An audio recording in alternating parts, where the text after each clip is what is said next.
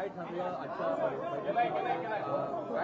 बैठकीमध्ये महापौर पदासंदर्भात वेगळी चर्चा झाली दिसते काय माननीय नितीनजी हे आमचे नेते आणि मार्गदर्शक आहेत. त्याच्यामुळे आता ज्या काही महापौराच्या निवडणुका आहेत त्या संदर्भात त्यांच्याशी चर्चा झाली आहे आणि चर्चेअनुरूप त्या संदर्भातली एक रूपरेषा ही ठरवण्यात आलेली आहे. जी काही नावं आहेत त्या नावांच्या संदर्भात काही निर्णय जे आहेत ते उद्या किंवा परवा घेतले जातील आणि जी काही रूपरेषा ठरली आहे त्या रूपरेषेनुसारच ही नावं फायनल होतील.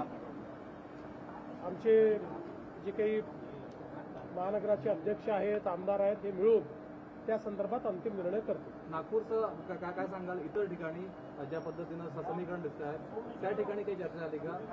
बाकी ठिकाणी ओव्हरऑल चर्चा झालेली आहे. त्या ठिकाणचे जे प्रमुख आहेत त्या प्रमुखांना आम्ही नेमकं काय करायचं आहे तशा संदर्भातली लाईन देऊ आणि त्यानुसार पुढची कारवाई होईल. सुनेत्रा पवार यांना उपमुख्यमंत्री म्हणून राष्ट्रवादी काँग्रेस पक्षाने प्रेझेंट केले जात आहे.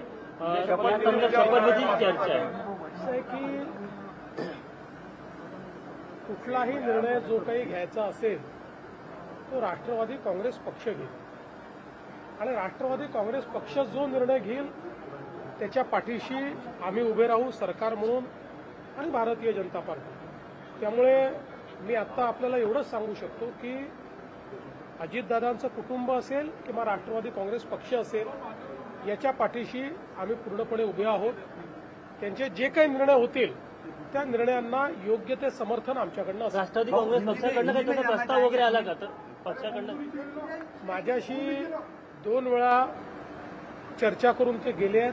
त्या चर्चेमध्ये त्यांची काय कार्यपद्धती आहे, काय काय ऑप्शन्स आहेत या संदर्भात त्यांनी चर्चा केलेली आहे.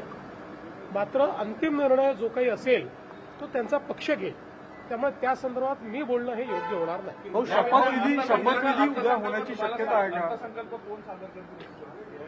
का? आता तरी असं आहे की अजितदादांनी भरपूर तयारी अर्थसंकल्पाची केली होती.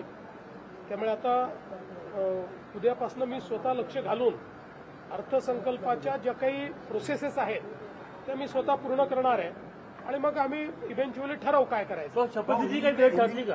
शपथविधीची अशी काही वेळ? मी तुम्हाला सगळं सांगितलं आहे. याच्यापेक्षा जास्त सांगण्याला माझ्याकडे काही.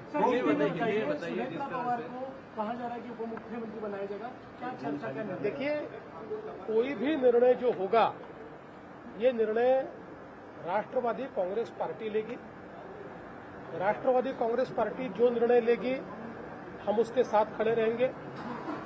चाहे वो अजीत पवार जी का परिवार हो या राष्ट्रवादी कांग्रेस पार्टी हो, इनके साथ पूरी ताकत के साथ सरकार के रूप में और भारतीय जनता पार्टी के रूप में हम खड़े. सर, उनके नेता मिलने